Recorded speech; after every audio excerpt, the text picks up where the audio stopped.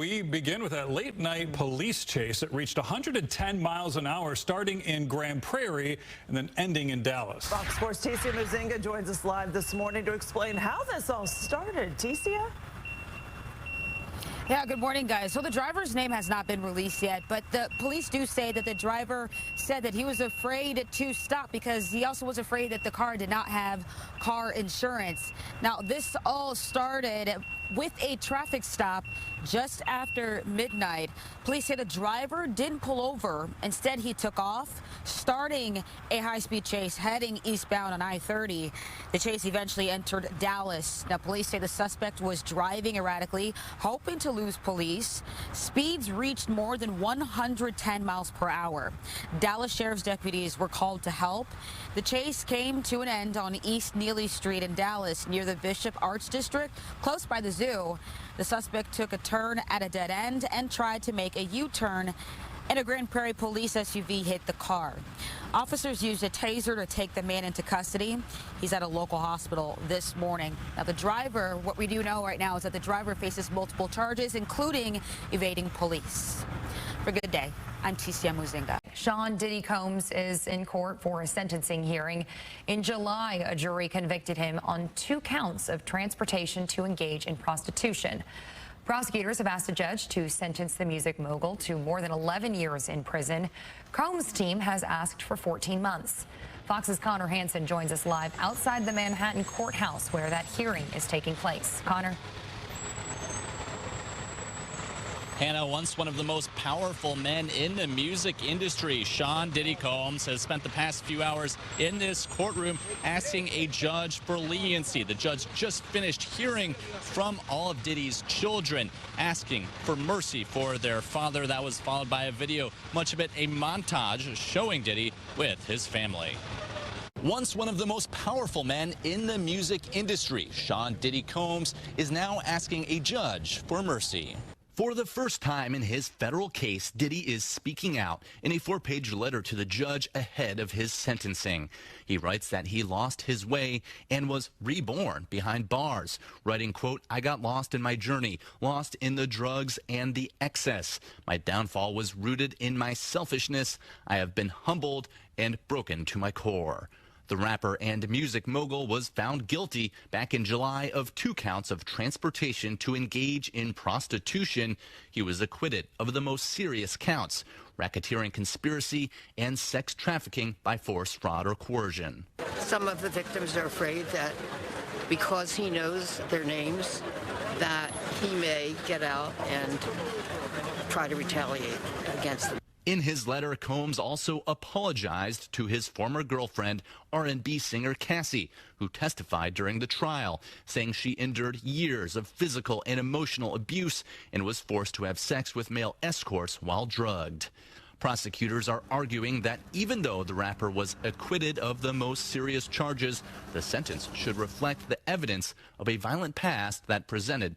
The court could consider what we all saw, that video, beating her when she tried to escape and dragging her by the hair.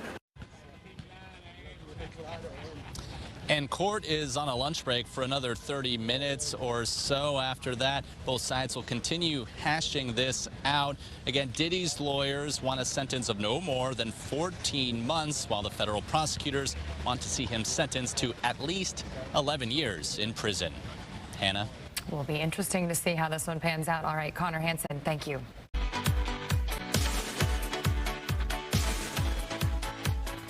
A Dallas County judge is allowing an alleged sexual assault case against Cowboys owner Jerry Jones to go to trial next year. For more information, it's time to get dialed in. This is going to trial because the Dallas County judge denied the motion to outright reject the lawsuit against Cowboys owner Jerry Jones. So the big question is what happens next? The judge denying the motion for summary judgment means the jury trial will be allowed to move forward. At this point, it's scheduled to start next summer. Let's dig into the accusations. A woman accused Jones of kissing and groping her without her consent in a suite at AT&T Stadium back in 2018. A judge initially dismissed this case, citing a lack of information. The lawsuit was revived on appeal, and in 2023, the Texas Supreme Court allowed it to move forward. Jerry Jones, the Cowboys owner, has denied these allegations, and lawyers have questioned the woman's story, Hannah. So, Stephen Dial, I know this has sort of been an ongoing back and forth here with this case. Is there anything else that Jones's lawyers can do to stop this from going to trial? Right. In the legal world, anything can happen. There can be delays for a million different things, or there could just be an outright settlement if this case does not go to trial. But there has not been any indication right now that there will be a settlement. So unlikely that that will happen, at least for now. Do we know where things stand with any witnesses in this case? Did anybody observe this alleged incident take place? Yeah, so according to the plaintiff, the woman accusing Jerry Jones of sexual assault, she says that there were multiple people in the suite that saw it happen. One would assume that they would be called on if this actually goes to trial. Again, it's important to note Jones' legal team denies the allegations and calls this case frivolous. Stephen Dial, as always, we appreciate you for keeping us dialed in. We'll be right back.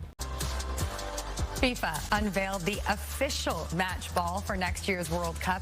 It's nicknamed the Trianda. It's an amalgamation of the term tri and the Spanish word onda, meaning wave or vibe. So the word literally translates into 3 waves. The ball will be used in more than 100 matches, 9 of which are here in Arlington, in North Texas. Fox's Chelsea Torres joins us in Kansas City, Missouri, in front of Arrowhead Stadium, also a host city. And Chelsea, I know for many of these players and fans, it's really more than just a soccer ball. Yeah, that's right, Hannah. You know, I have the ball right here, and it's pretty beautiful, actually, once you get it in person. But ever since FIFA made this announcement last night, fans from all over have just been pumped and really excited because the world's largest tournament is happening right here in their backyard. I have friends that are like in Europe that have told me that they plan on coming to the States to see the game, so it's really cool. KC is not the biggest city, but like having the World Cup here, having such a big event makes us feel like it's a huge deal. I think it's really big for the city.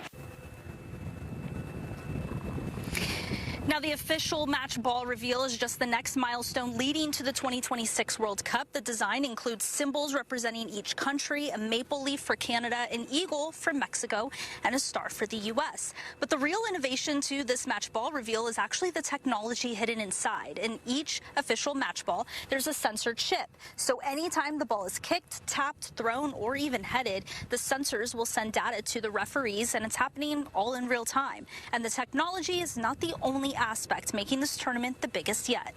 Is the largest version of the World Cup. So it starts with the expanded field. So for the first time ever, 48 teams will compete. Until now, it's been 32. You know, the technology has really transformed the game. It changes not only the game, but it changes the fan experience.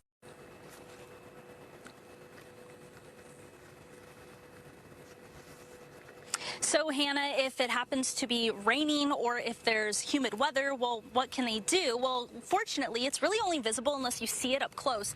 But the FIFA did actually design this ball to make sure that it has a good texture so players have a really good grip when they are playing on the pitch in any kind of weather. Hannah? It is really cool, and you can't really see it from afar, but the grip on the ball is also those symbols of the 3 nations represented in it. Yep. Is this the first time FIFA's done something like that with the grip? You know, I have not been able to confirm that specifically, but I will tell you this, there's also only 4 panels, which is the only time, or the first time I should say, that the World Cup has had this number of panels on a ball. This is the smallest or least number of panels, and that might sound, you know, kind of interesting, but when you think about the original, what a typical soccer ball looks like, that has 32 panels. So going from 32 panels to 4 is already interesting, and then you have this kind of texture. It only weighs about 15 ounces or so, so very light. Really, it'll just be a test to see how the players like it as the World Cup comes. Right, hoping for some good games. I'm loving the technology with it too. All right, Chelsea Torres, thanks. And we want to hear from you. What do you think of the FIFA ball? Do you love it, or is it maybe not really your style? Maybe you just want to wait to see until it's out on the field. I did wait and I did look to see what some of the players have said so far. They said they like the grip.